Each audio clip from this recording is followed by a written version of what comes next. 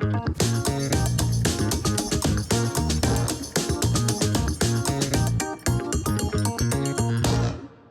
back to Ascension Medical Educators Facilitated Sessions, where mentorship and mastery unite to fuel your journey in medicine. This is our second session, and I am your co-host, Dr. Darren Wayne Jackson II, joined by the esteemed Dr. David Leon Taylor, who is the co-host and expert facilitator, right? Welcome back to our aspiring physicians to second session of Facilitated Session, season 3, of course. Now, DT, the last session, session 1, we was at a major benchmark in a medical student's journey, right? This was a few days prior to orientation, right? So today, we have finished orientation, the meet and greets are done, the free food has been packed up, and it's enjoyed. And it is time to get into the real work of mastering the learning of your pre-medical or preclinical years, right? Exactly. So let's just jump into this, DT. First, I want to, cover some things. Now, tell me a little bit about what is mastery learning for medical students for those first 2 years, M1, M2, or, as you would say, depending on the curriculum, and you'll talk about that as well. But depending on where you are, your curriculum, you have your M1, M2 year. What does it mean? What's mastery of learning? So, mastery learning focuses on 3 key elements. And each element, DJ, has intentionality associated with it. The first is, what will be my core learning strategy for success? There's always a core. So there's a plan of action. How will I actively engage my medical education?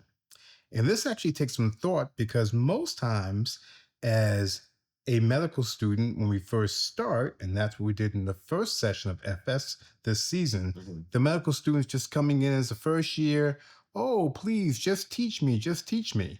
And now we recognize that's not the way it really works. You have to be an active learner.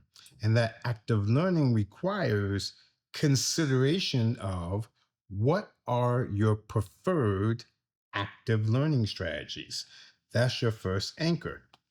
The second anchor is, how do we deliver on execution of your learning strategies consistently? And this is the challenge. You heard the word consistently, right? This is the challenge as we now progress through our medical curriculum, because as soon as we encounter some challenges with the curriculum, sometimes we veer away from effective learning strategies and revert back to strategies that may have been helpful in our undergraduate education, but are not actually very effective in medical education. So, execution and consistency of your core learning strategies is important. And then the third anchor is, how am I monitoring on a weekly basis, not after an exam has occurred, but on a weekly basis? How am I monitoring my progress? Am I meeting the goals that the professor has set for me based on the learning objectives that have been provided? And there are other metrics that you will receive in your curriculum that say, these are the metrics that we want you to achieve, and these are the processes that we are encouraging you to use to achieve them. So we have to have a core set of learning strategies. We have to execute and be consistent in the execution. And we have to monitor our progress consistently. And that's a tall order. So learning strategies, consistent practice, and monitoring, right? So many times we'll come in as students with these same strategies that we've developed and that served us in high school and undergrad, but we get to medical school and find out they don't necessarily translate, just like you said. And some of the reasons why they don't translate is because you think about the timeline, and here's just some knowledge that I've gotten from being a medical student. the material moves extremely fast, and the material is vast and wide. Yes, it is. I can go back to modules at Georgetown, and this is when things was still on paper. And you walked in on that first day of the module, Yes. and that thick Syllabus. syllabus packet was sitting on the stage on that in the first year classroom.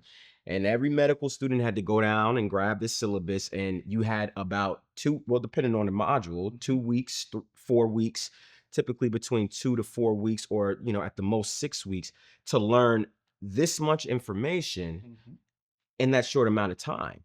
And so, from a strategy standpoint, if you have a study strategy that's set up on, I have these exams spaced out over this few months of, let's say when students come back to undergrad in, August time to about winter break in December, you have all of that time. But in medical school, you may have 2 weeks to learn the entire organ system of, MSK or cardiopulmonary, like we said, in GI. And that's not just one aspect of it. That's the anatomy, that's the physiology, that's the histology. That is every aspect of that system. That's the embryology. Yes. And so when you get all of those various topic domains just in one organ system, I mean, I remember back then you had a book for everything. You had a histology book. You had a little review book for the embryology portion. You had a little book for the anatomy and physiology portion. That's it. It was just so much. And just to put in perspective, you can keep it simpler than that. That most of our scholars right now, let's say, who are taking upper division biochemistry course over the course of a semester, you may have 3 lectures in 1 week. Right? You have biochemistry for an hour, Monday, Wednesday, and Friday, or it's 90 minutes on a Tuesday and Thursday. Well, in medical school, you have 4 biochemistry lectures in 1 day, 5 days a week, and you have an exam in 2.5 weeks. Yes. There's a big difference. It's a big right? difference. So on average, you have 15 to 20 lectures per week, and that's a huge information load, which means we have to have an effective set of learning strategies to navigate a strategic amount of information in less time. And it's not simply memorization. One must be able to problem solve with that information because, again, conceptualize it and problem solve with it because, again, we're being trained to solve patient problems. So, as you noted, there is an underestimation that the learning strategies have to change. Many medical schools now are offering 1 week pre-matriculation programs on a voluntary basis for incoming first-year medical students to expose you to new learning strategies and study strategies that now are appropriate for the pace and the level of difficulty, what we refer to as rigor in medical education.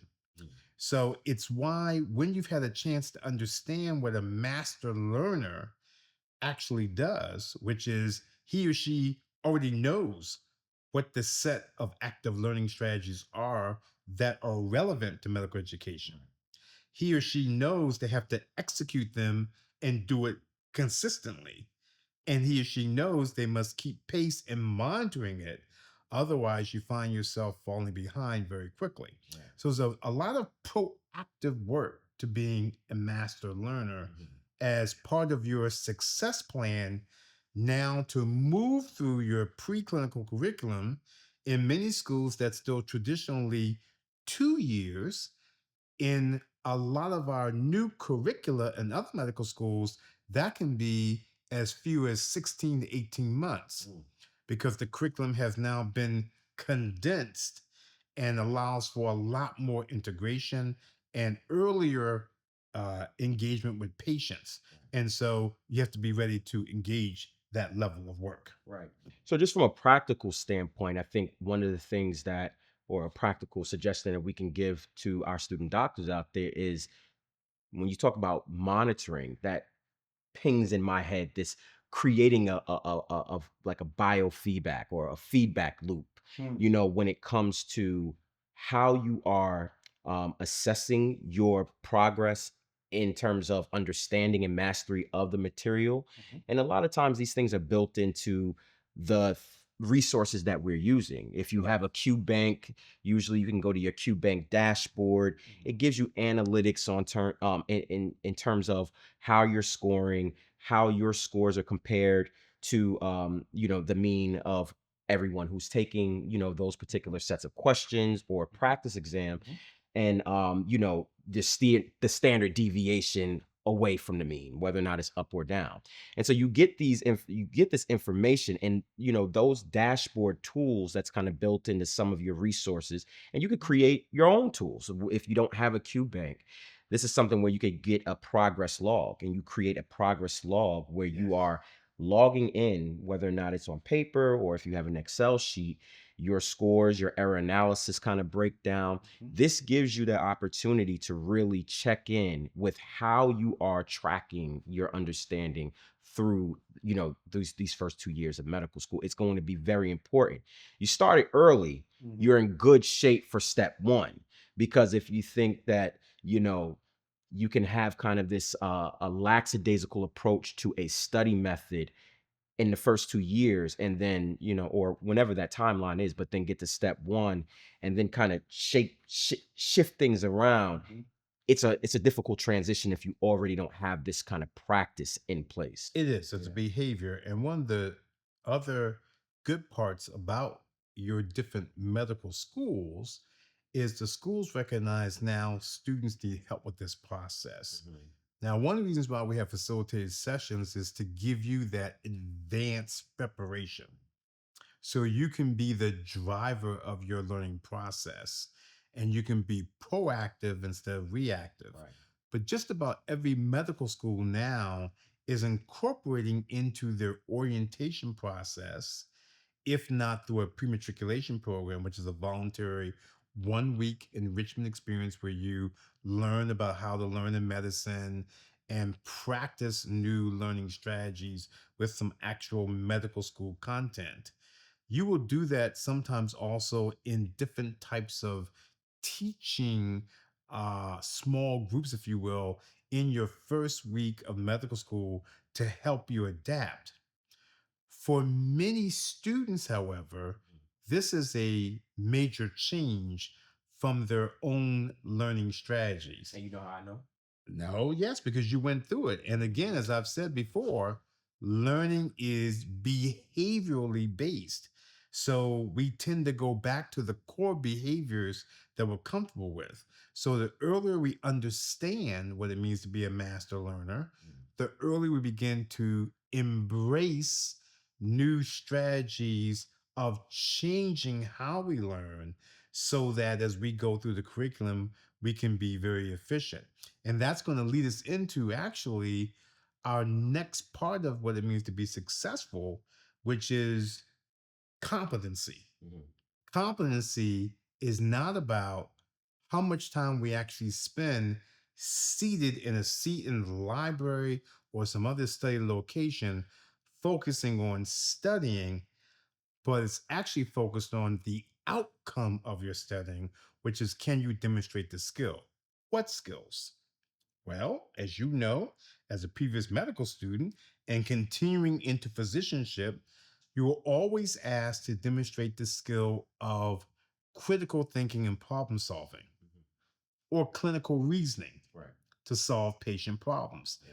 Can you take the information in pathophysiology and integrate it with aberrant biochemistry to look at a problem that's related to the heart or some other area of an organ system, right? If you're also looking at a competency, do you have effective communication skills with your valued patients? That is an actual skill or competency because you must be able to elicit important information from the patient in your interview so you can figure out what's going on to solve the problem. That's a competency. And then, DJ, you might talk about what we affectionately known as an OSCE. Help our aspiring physicians. Of course, our current medical students will be engaging in OSCEs. What is an OSCE? And that's also a competency or skill that's being evaluated.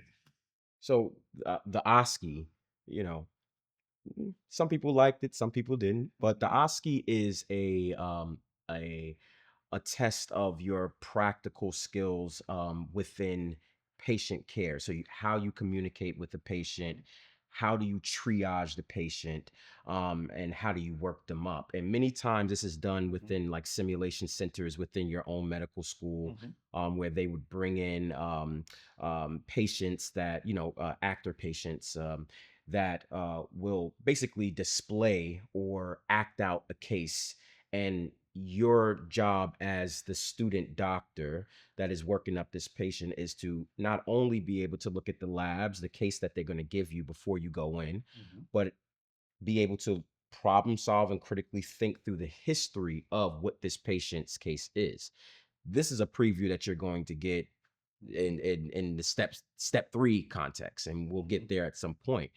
But when you are looking at that clinical case and then you see what might be going on, you're formulating your differential diagnosis, and then you're able to click through the computer. So it's tracking how you're doing all of that. When after you read the case, what are some of the orders that you're putting in? What are some of the things that you want to ask or want to order that's relevant to the patient case?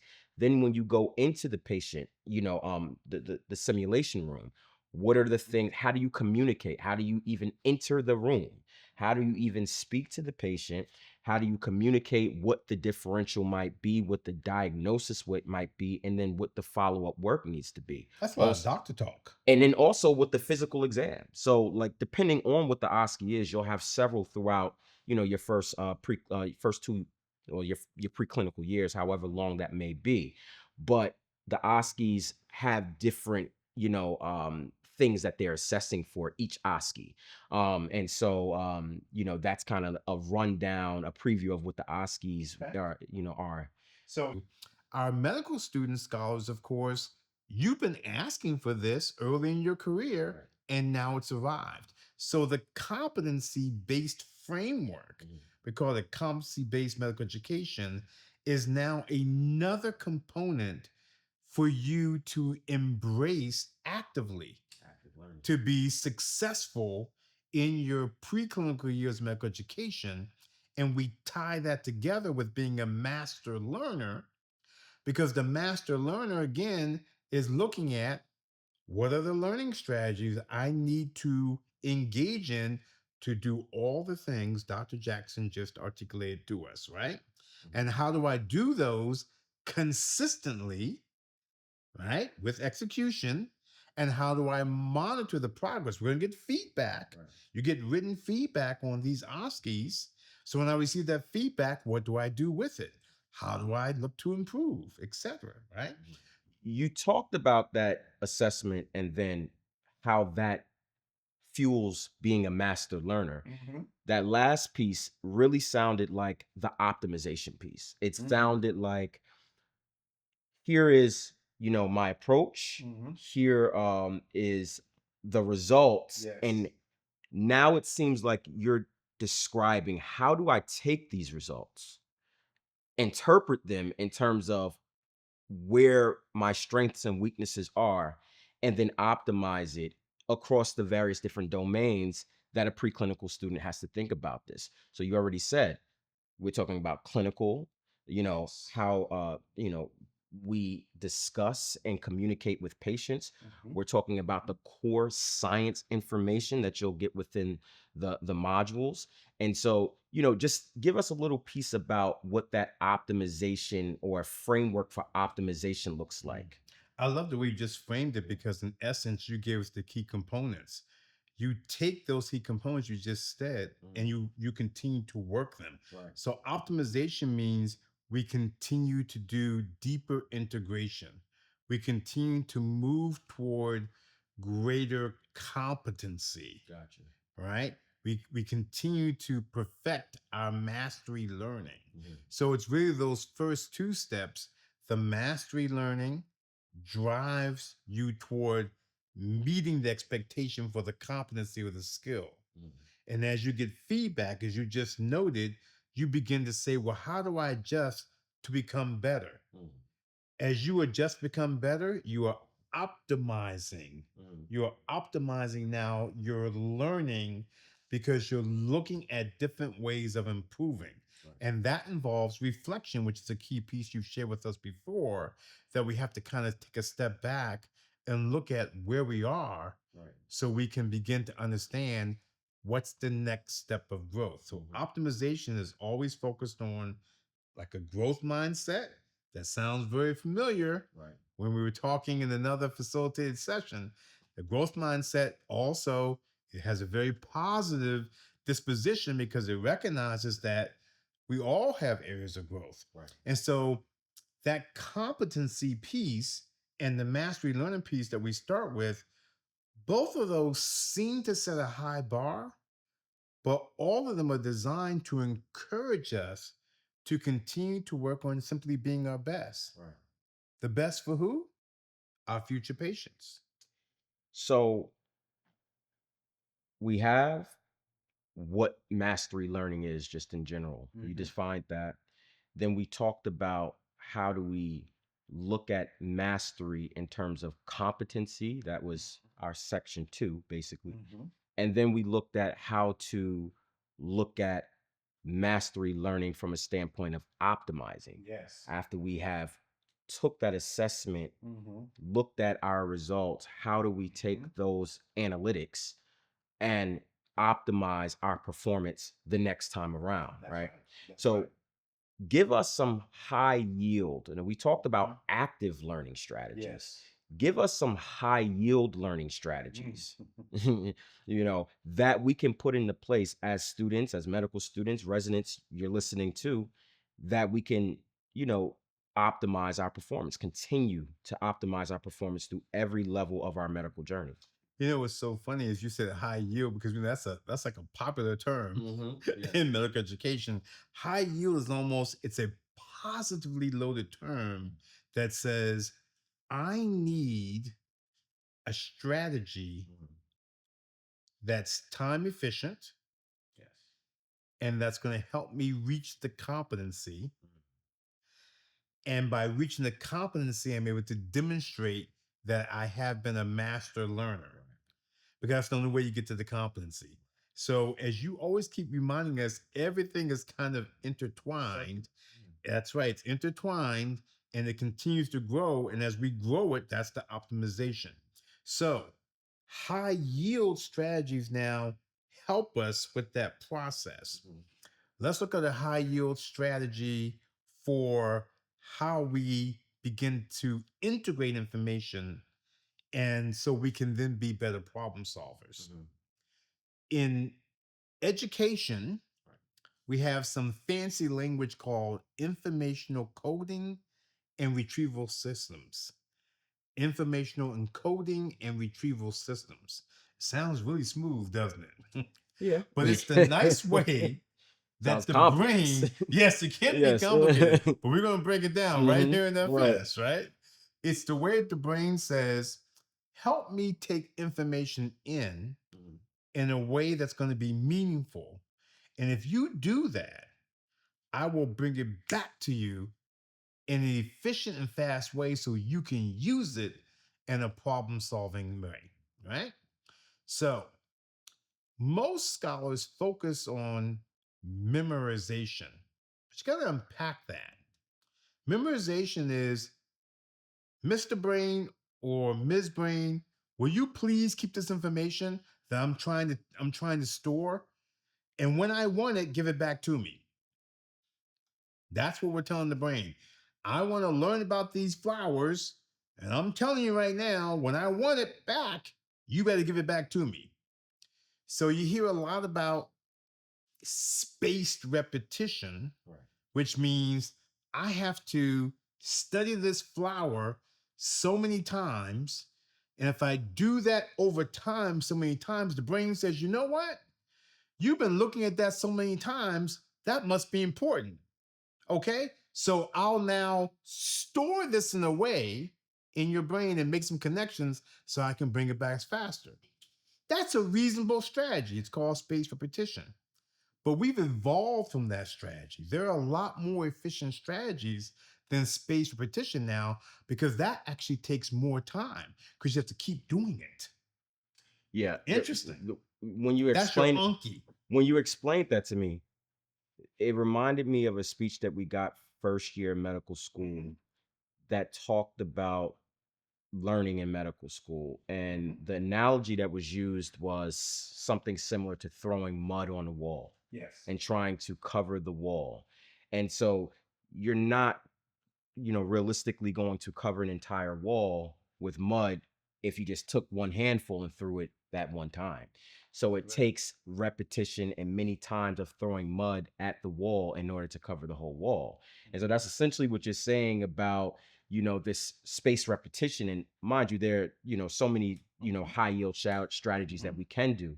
But that space repetition, and we're talking about like constantly or having a set amount of time that we know we need to cover this material before we can say, brain, give me back all of this information about this flower. But now let's be more efficient Mhm.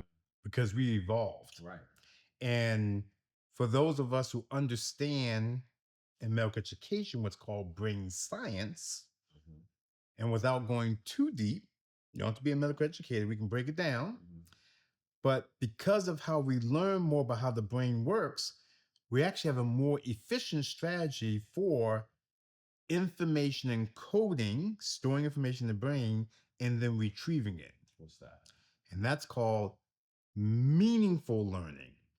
Instead of looking at the flower one time, coming back 2 days later and looking at it again, it's the flower. Remember that? Okay. Looking at it again another couple of times, it's the flower. Remember that again? Okay.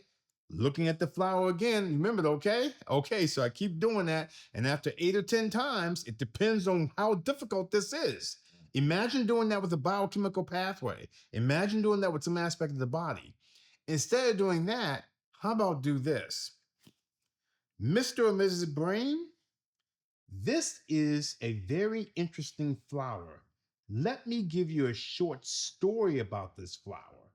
This particular flower is actually connected to my success in the future.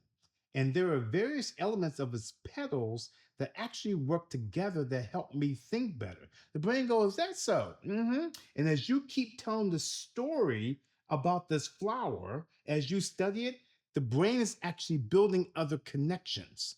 Is building other connections. Every connection in the story that you tell about that flower, the brain builds connections around it.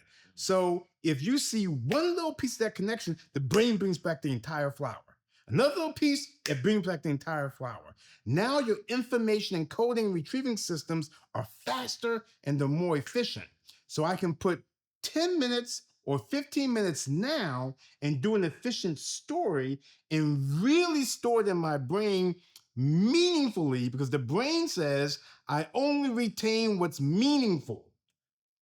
I only retain what's meaningful. So if I make it meaningful, now it brings it back. But when it's not meaningful, it has to see it 10, 15, 20, 30 times before it says it's meaningful. And that's what spaced repetition is. And that's why it's not always the most efficient strategy. So we need to move our scholars from simply spaced repetition to meaningful learning, and that will enhance your encoding and retrieval. You know what that reminds me of? That reminds me of different times during medical school when someone would say how they felt connected to a particular topic because or a pathology that we was learning because they or someone they know suffered from that particular pathology. So that meaningful connection that they had to that study process when they're getting that information down allowed them to retain it even more because if I'm thinking about different vasculitis, or, different inflammatory diseases, if I know someone who has something like that, it sticks more because there's a meaning attached to it. And it also reminds me of what we talk about with affirmations, if we want to put a wellness spin on it, right? Absolutely. Because a lot of times the affirmation piece gets a bad rap because most people perceive it as, oh, I'm just saying these positive things, and how does that work? But the whole goal of affirmations, when you're saying it, is to attach a feeling to the affirmation. Exactly. You have to attach, when you're saying I am whatever it is that are affirming in that moment, you have to encode a emotion, a feeling to that I am statement. That gets put together in the Right. brain, and every time you then have that feeling, that positive affirmation comes back. Every time you say that positive affirmation, that great feeling comes back. Right. And on the other side, if we say things that are not reinforcing our wellness, and you've talked about this, if we have negative thoughts, negative feelings, and we continue to put that in our brain, that also unfortunately gets stored, and then those become negative triggers that are associated with negative emotions. Right. So wellness or learning, a high yield strategy is now meaningful learning, which actually only takes 5, 10, 15 more minutes in that moment. Over the longer term is more efficient because you are more efficiently studying. And when it's time to retrieve the information, the brain does it because there was meaning. And now you can use that information for problem solving. This is why we have our medical students and our aspiring physicians focus on understanding. Understanding is taking facts that seem unrelated and putting meaning or purpose to them. And that's called a concept. And now, when you learn concepts, that's meaningful for the brain, and the brain stores that efficiently and retrieves it more efficiently. But if you just learn individual facts, you have to do more work over time, and that may not be optimal. It can be effective in some situations. That's why spaced repetition is so popular, because it was first the way that we learn, but now we know better. So it's still effective in some situations, but in more complex learning that's happening in medicine, spaced repetition is not optimal. It doesn't map to the time that you have. So it's a suboptimal learning strategy. And as a result, we have students still trying to learn something through spaced repetition 2 days before the exam, and it's not effective because they don't understand it and the brain still can't retrieve it. It's a big area. So that's one key high yield strategy. And that strategy has many different parts to it, but it's all meaningful learning. Concept mapping is an anchor to meaningful learning. Why? Because what it does, the word concept, it's making meaning out of what? Seemingly unrelated information. It puts meaning to the information, and now that meaning is connected. And anytime you hit one of those connections, the brain brings up everything that's related to it, because that's how it was stored. So the concept mapping can be one way to meaningful learning for efficient encoding retrieval. But some students, concept mapping is not optimal for them. But some students can do storytelling, like the story I just made about the flower. We can do stories about the human body, stories about the GI system, stories about the nervous system. You can have stories that have purpose and meaning, and it doesn't have to be a concept map, but both storytelling and concept mapping create meaning and allow you to store and retrieve more efficiently. Now, this is why when we get to actual learning strategies in one of our more in-depth facilitated sessions, we begin to look at what strategies are most effective for different areas in medical education. Some strategies like space repetition are great for certain areas of medical education, but in other areas they're not. If you require a lot of advanced thinking, space repetition won't help you. You need meaningful learning. If you just have initial fact assimilation and you can make a connection later, it could be helpful, but meaningful learning will still get you there in a better and more efficient way. So that's where you do individual learning consultations to see what's better for students. So that's a big deep dive on that section because there's so many myths and misunderstanding about how to use certain types of strategies. And again, I have nothing against Anki, but if you ask any medical student, all you hear is Anki, Anki, Anki, Anki, Anki. But there are a lot of students who are not successful because they're studying just with Anki and they can't think because Anki is not a thinking resource. Anki is a space repetition resource for selected facts. And there's certain areas in your medical education where that's helpful. But when we get to the advanced integrated areas, it's not. So we have to be careful. So that's a key. And of course, we have other examples of the high yield, right? Thinking strategies or learning strategies where? On our website when you download the resources. Or you can hit us up in the DM and we'll be happy to give you an individual consultation. So we talked about what is mastery learning. We talked about the competency aspect. We talked about optimizing. And then we just got a very deep dive about what are some high yield learning strategies. So how does this take us into step one? Well, How is do that we put step this? one like How the do next step? Is like walking steps? how do we put this together for the USMLE Step exam? That was bad joke syndrome, by the way, in case you didn't catch that. That's right. So again, our pre-med scholars have heard about this. We know our medical student scholars know about it, but we're referring to the United States Medical Licensure Exam. And there's a series, there are 3 parts. Step 1, Step 2, CK, which is clinical knowledge, and Step 3.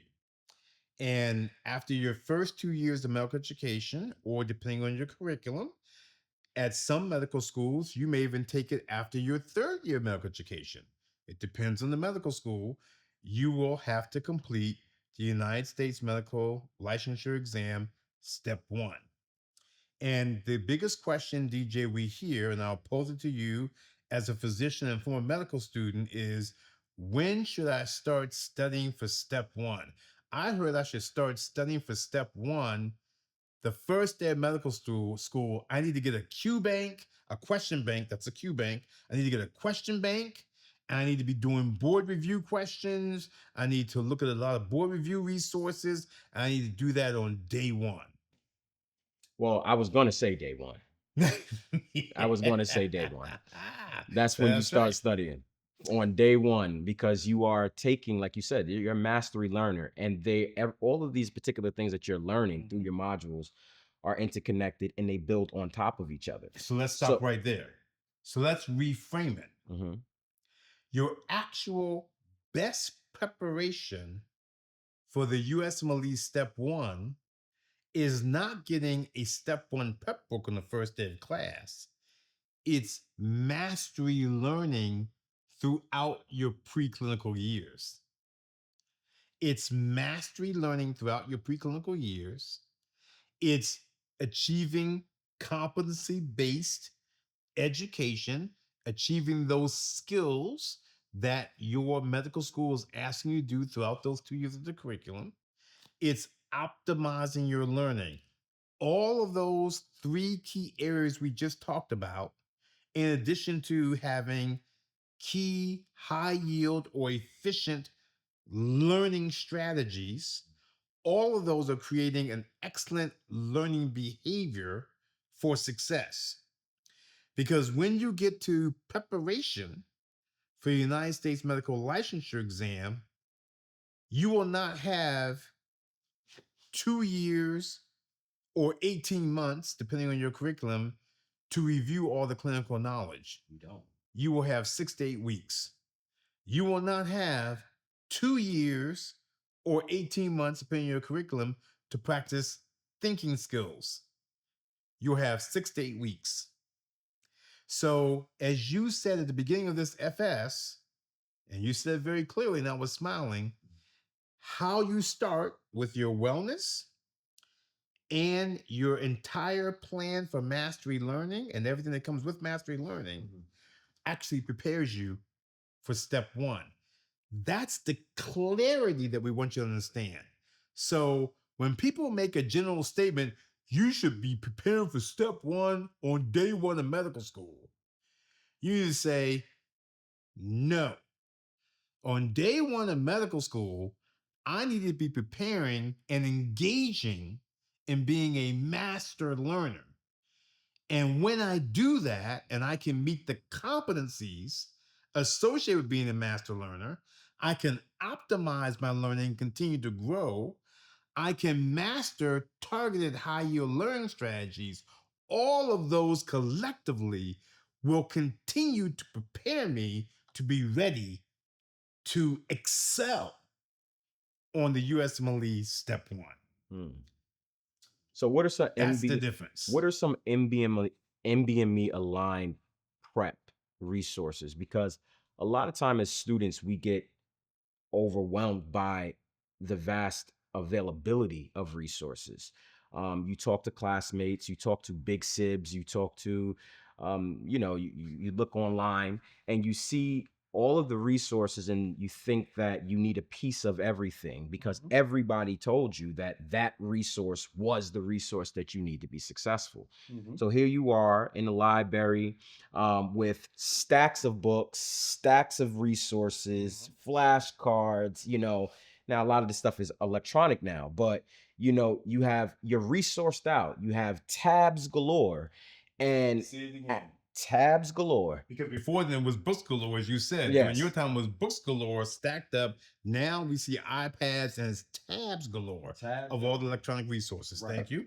And when we talk about how do we optimize studying, part of studying is the ergonomics, not even the ergonomics of your workspace, like your physical workspace, but if you're using a computer, your electronic workspace, so lowering the distractibility risk is something that's very important.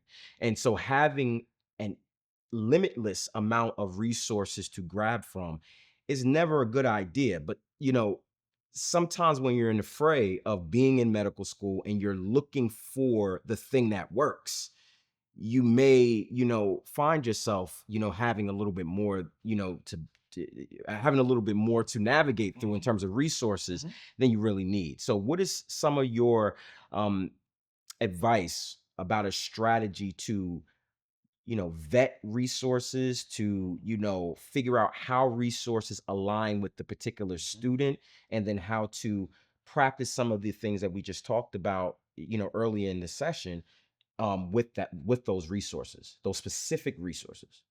It's an excellent question. So let's break it down. For any USMLE Step 1, let's say study plan, what will our resource be comprised of? The first one, and you're going to love it, is we should always have our wellness resource. We never get away from our wellness resource. So you've given us a lot of great information on wellness resources. And whenever we do consultations, as you know, individually, it's the first area we look at. What is the wellness resources and the wellness plan that runs concurrently with the actual study plans? So we're going to hit that. Now, second, every step 1 study plan requires a practice question bank. Why? We'll talk about which ones in a moment, but why a practice question bank? Because you have to practice the thinking around how we're going to ask you to problem solve information. The USMLE Step 1 exam gives clinical vignettes. However, the majority of questions related to those clinical vignettes relate back to the underlying basic science. What is the aberration or some change that's happened in the normal physiology or biochemistry or anatomy, etc., that's now causing this clinical context. This is why we have to be master learners during those first 2 years. So we have to practice that thinking. The question bank allows us to practice that with the vignettes, and every question bank has obviously detailed explanations that will not only help us understand why the correct answer is correct, but also why the other options are incorrect. So it's a great learning tool to not only practice your thinking, but also to do what I call targeted knowledge enrichment around the concept of that question. And that's very important because remember, we talked about you can't go back and study the 18 months or 2 years of information. So you have to be focused. So it's almost like a question-based enrichment where you practice the thinking and you can review the explanations to clarify any knowledge gaps, but also thinking errors. Now, which banks? Is it going to be UWorld? Is it going to be Kaplan? Is it going to be Amboss? Is it going to be Exam Crackers? We have a multitude of companies. Is it going to be Pastest? Is it going to be True Learn? And we have just a multitude of different companies. I have stock in none of these companies. I just mentioned those because those are the ones that students will commonly use. And there are literally scores of others. And I've probably used all of them. Right. So here's the key to Yeah. understand. And always remember this, especially our medical student scholars and pre-med scholars. No commercial question bank, not one single commercial question bank is the key, the magic key that says if you do our question bank, you will do well on the step 1 exam, right? Or the other exam.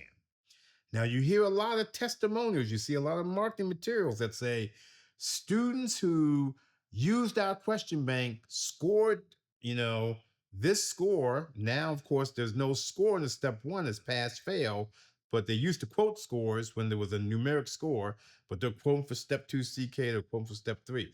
They'll say 93% of the students pass using our bank. But remember, that's not necessarily a cause and effect. So you got to be very careful with the data, okay? All of the question banks are using the same publicly available blueprint that's provided by the National Board of Medical Examiners. What makes each question bank different is its unique tools. Some question banks have different research tools that make it easier to sort out for different topics. Some have different tools that allow you to track how long you spend on the question, how many times you changed an answer. Did you delay on one answer versus another? It gets into certain behaviors that you're doing. So there are these new tools that each bank has, but all of the banks, even the USMLE RX, that's a bank too. There are lots of them. They all have excellent questions and excellent explanations. What makes them different is the tools to help you study. So you have to look at each bank for yourself. And as a master learner, you should know what are your areas of improvement. Are you someone who's concerned about, oh, I have difficulty making sure I understand what the question is? Okay, well, you might want to use the Amboss Bank because the Amboss Bank has a tool that allows you to track whether you are mapping your understanding of the question with the vignette clues and the options. You might be someone who says, you know what? I think I just need a bank that really challenges me and challenges me and challenges me, because I just find that I run through questions too easily and I need to be challenged. Maybe you might want to use the U World Bank. Why? Because the U World Bank has a lot of extraneous information that you'll never actually see on a step one question. And it forces you to decide what's important to answer the question. For some scholars, that's not good, because when they get to the actual step one exam, they overthink questions. That's a new trend that's happening for people who use UWorld. And a lot of people use UWorld because they've heard that it's the best bank. It's not the best bank, because not any of the banks, UWorld, Kaplan, First Prep, USMLE RX, not one of the commercial banks have a validated and reliable study that shows if you do their bank, this will happen on step one. All they have is surveys of students that say, did you use our bank? Did you pass or not? Okay? So you have to actually have good advising. And good advising means that the person will ask you and assess, what are your thinking skills? What are your testing strategies? What is your content confidence? What is the evidence of that content confidence based on your performance?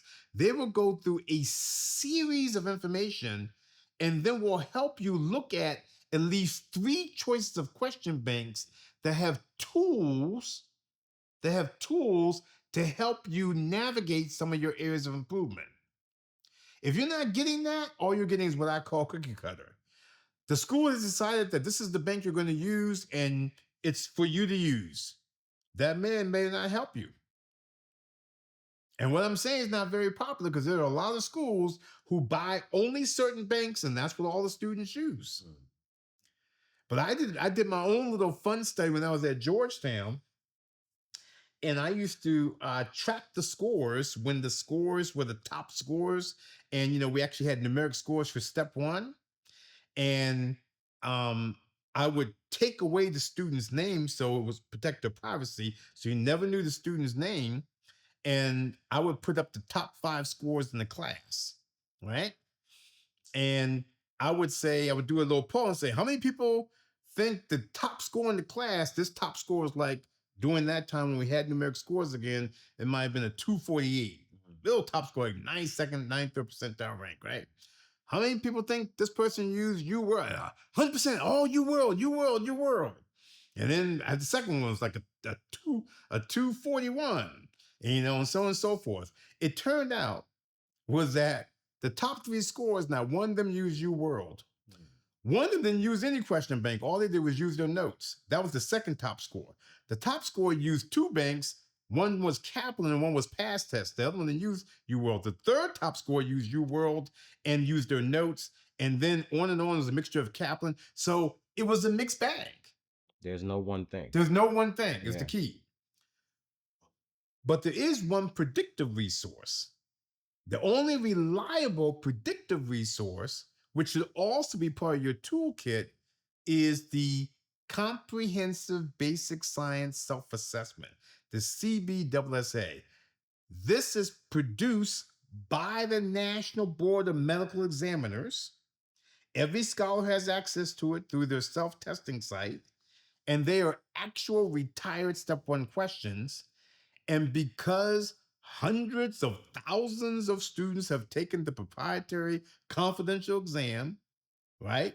That's, of course, administered by the NBME. They have a confidential algorithm that can actually predict with validity and reliability within a 1-week window your probability of passing an exam. So in every study plan, a student should have a question bank. It can be any commercial question bank. You use that for progress.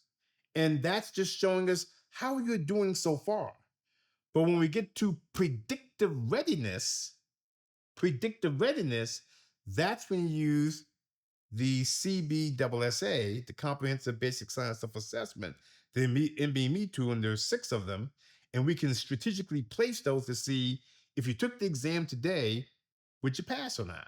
That's the only predictive, valid, and reliable tool. That puts that to rest. None of the commercial banks do that. None of them can claim that. Yet, scores of students will say, this bank, I did this bank and I passed.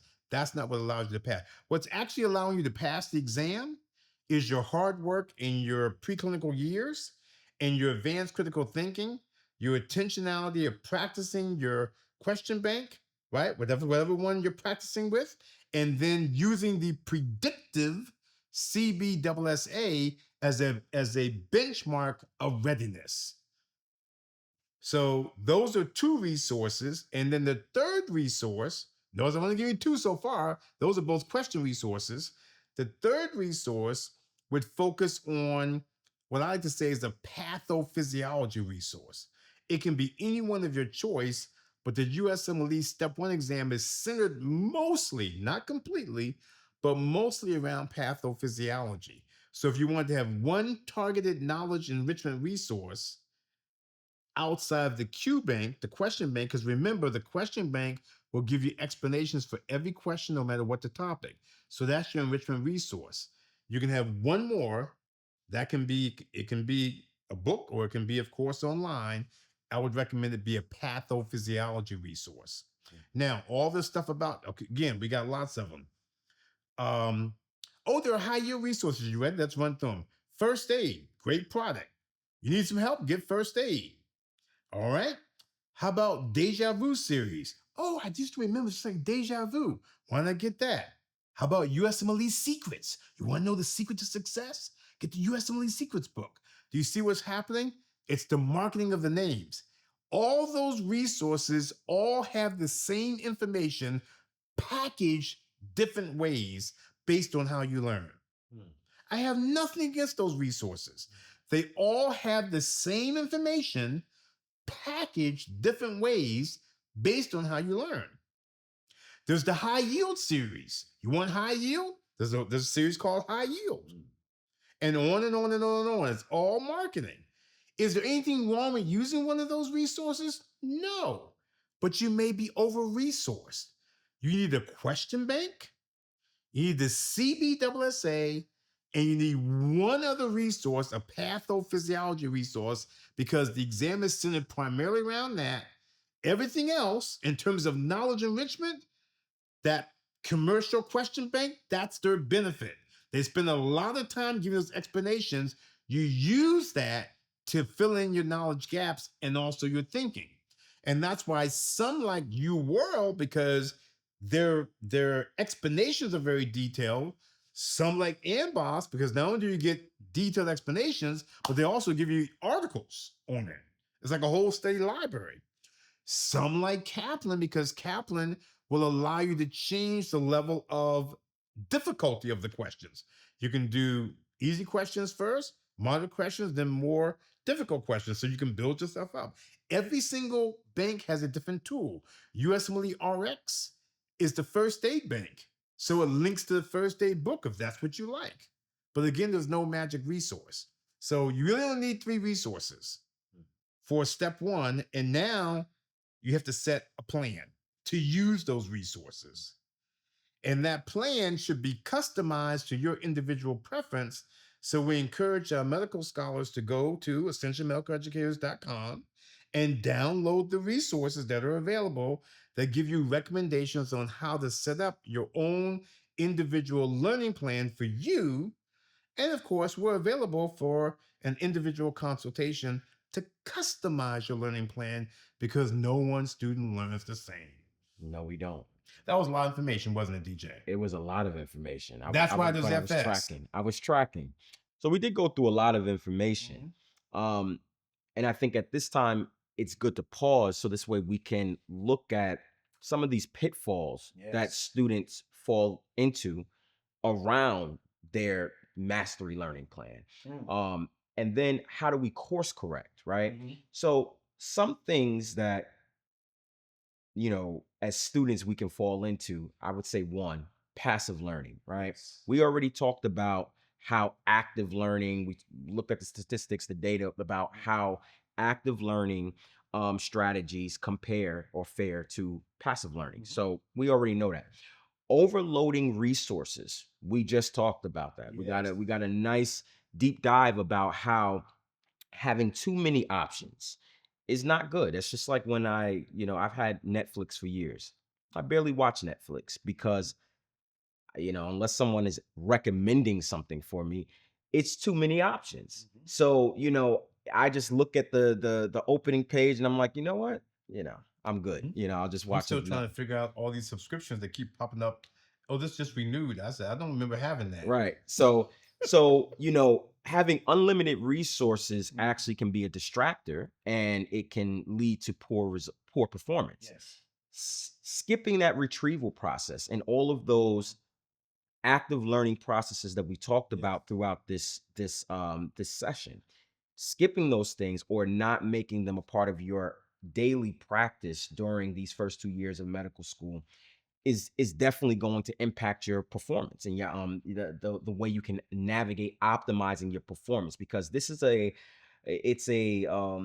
growing skill that we get from week one. If we're talking about studying for step one, I said, yeah, I mean, I agree, day one, but not day one in the terms of you getting resources and a whole bunch of things on day one, but the framing of how you are being intentional, your strategies when you are approaching studying, because it's a layered thing. When you Yes. get down to the end of your preclinical years, once you get to that prep, that dedicated study time for USMLE Step 1, that is where you already need a system in place. Because as Dean Taylor said, you don't have 2 years, you don't have 16 months, you'll have 6 to 8 weeks that you have to cover all of this material from the first, year to 2 years of medical school, to test. So, and then neglecting wellness. We keep coming back to that. But if that's not at the foundation of your plan of optimization, your mastery plan, because we talked about mastery, the Yes. title for this session is Mastery Learning in Mhm. Medical School. You could get very confused when you hear that title because you just think it's about study techniques. Now, we did talk a lot about study techniques today, but a part of your mastery learning strategy has to include a foundation of wellness. So, with all of those pitfalls, I already told you about, my approach to, in session one about the mind body medicine program and the mindfulness program at Georgetown when we first had those Mhm. introductory sessions to what mindfulness is, with Nancy Horazdak. I was like, let's get to the questions, the learning part. But the learning is involved and very much intertwined with the wellness. So, do you have anything on, we talked about neglecting wellness, skipping retrieval process, and other active learning processes, overlearning resources, and passive studying? I mean, we got a good deep dive about the course correct Mhm. part. Mhm. You gave us a good framework and strategy. Is there any, other unique things? Let's say these four particular things that you can add in terms of recommendation to our student doctors. Yeah, I would say the key piece is I call it, as you said, it's a pitfall. We have to be able to, when you're aware of potential pitfalls, don't stay in what I call a vortex. And the vortex is when you get deeper and deeper and deeper because you're like, well, I just got to keep pushing at it. But all of a sudden, you're recognizing this is not working. So, this is why earlier in the first session, we talked about how you have to have those anchors where you might link to a peer or to a faculty mentor or to a learning specialist at your school, those on campus resources to help just guide you, say, hey, here's where I am, here's what's going on. Can you help bring me out of what I call, just help me bring me out of the vortex? And they'll know exactly what you're talking about when you say that. I'm in a little bit of a spiral and I need to come out. And there's nothing wrong with asking for that help. It's the best course correction, and we can get you back on track as a medical student scholar in fairly short order. You'd be surprised. So it's good to be aware of the resources that are available to you. So that's a good segue into, the next topic, which would be the test anxiety and imposter Yes. syndrome. Mhm. You hearing imposter syndrome again now that we're in season 3, but we heard about imposter syndrome season 1 and season 2. This Mhm. thing keeps following us. This We saboteur, call it this like a shadow. this ac- yeah, this Yes. academic shadow, this Mhm. academic saboteur constantly has opportunities in our medical journey Mhm. to wage war Mhm. psychologically on us, right? Mhm. So some high yield things, from a wellness standpoint, we've already talked about many of them. We'll just keep reinforcing them, right? Mhm. So the mind body medicine, um, or mindfulness techniques that we can develop. It's a number of them. Mhm. We already seen that from the evidence, it reduces stress and increases resilience within medical students.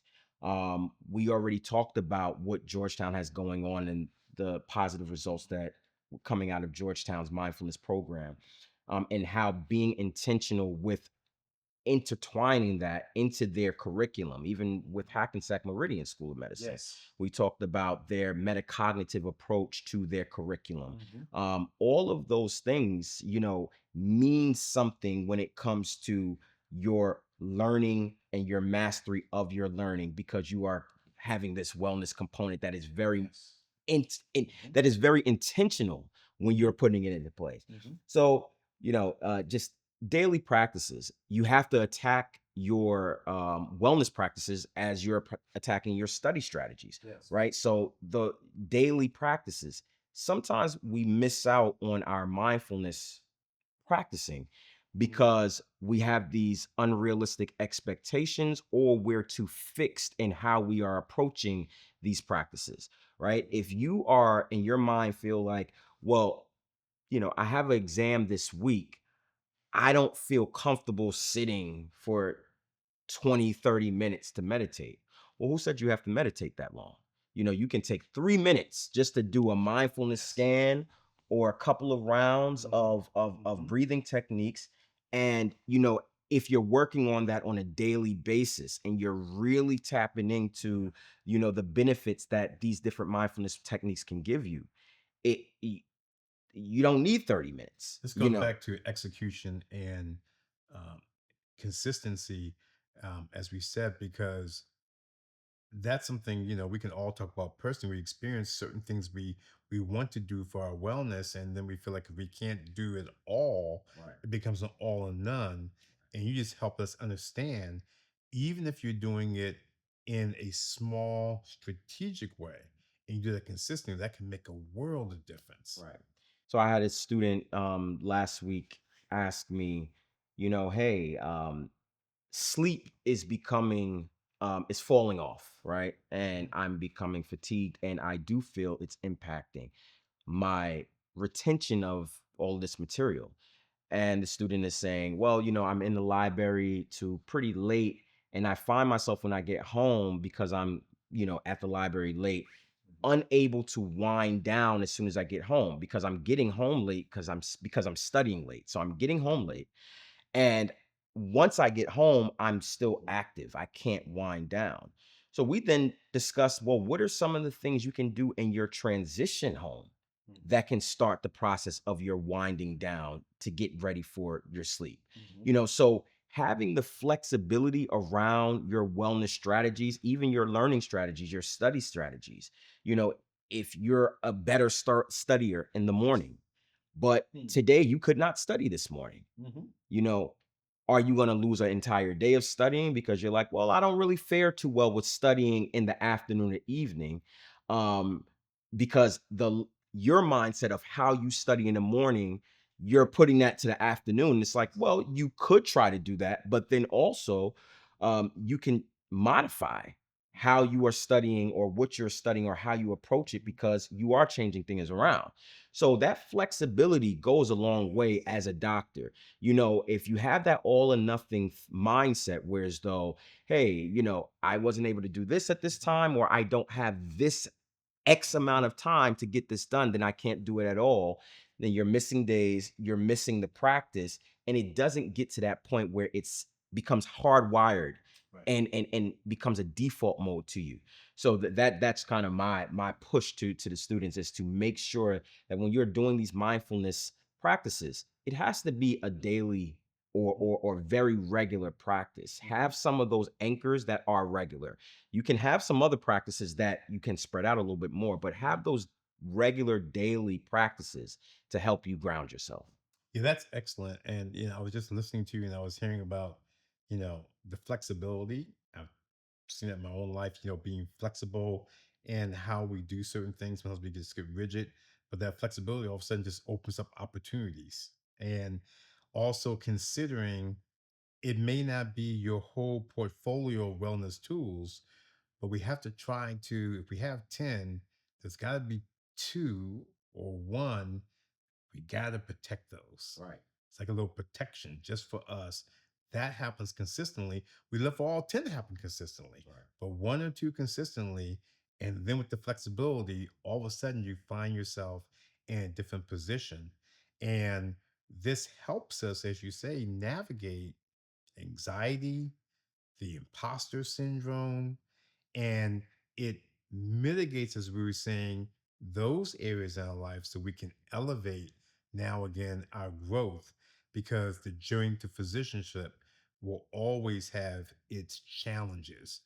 However, your calling is greater than the challenge. Is that right? That sounds like a wrap up of this FS. Well, if you can help us close out DT with just some very targeted pearls, and then we can move on to our third session. I like the way you said that because no one wants to leave without their pearls. Right, right. You need some very targeted pearls to sum up what was a lot of information for today. Exactly. And so, just give us some quick pearls that some of our student doctors can take away that they can put into place today. Exactly. Exactly. Yeah. I want to start where we left off with pearl one being flexibility in your wellness is so key, as Dr. Jackson noted, because that will open up opportunities for you to always keep good balance. Two, mastery learning also has flexibility. The goal is to keep the growth mindset and to keep moving forward with, can I reach this skill that I'll be using to help my value patients? And then three, yes, your calling is medicine, which requires licensure. And because you have excellent wellness with the flexibility, because you have excellent mastery learning, going toward those skills of competency, and there'll be flexibility there, then yes, you will also be able to have flexibility to focus and complete your USMLE Step 1 successfully when you bring those first two together. With all that being said, are we ready to make a USMLE Step 1 timeline? We are, Mhm. but won't be able to do it in this FS because that's going to require a little bit more work. However, we do have a future FS where we'll do that in detail because we believe it's that important. However, at ascensionmedical.educators.com, we have the resources available for you to download our customizable Step 1 learning plan. And then, of course, we're always available to support you individually for your unique learning preferences and resources through an individual consultation. So that about sums it up for today. We got a lot of good information about how do we master learning in our first 2 years of medical school, or our preclinical years, depending on where you are. So our next session, we're going to move over into the wards. So what is the clerkship playbook for success? Excellent. Right? For the wards and for your shelf exam, because that's also a big part of your clerkship years. So we'll see you over in facilitated session 3. Excellent.